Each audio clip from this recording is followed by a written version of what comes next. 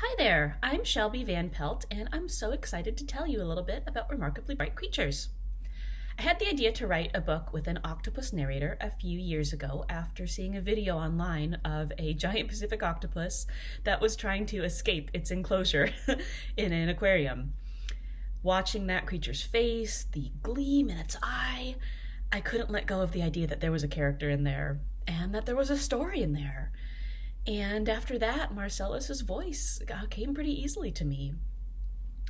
I also wanted to explore the idea of getting unstuck in this book, of the notion that even if you're getting toward the end of your life, as Marcellus is, and as my main human character, Tovo, is, that it's never too late for a second chance at friendship, at community, and at love.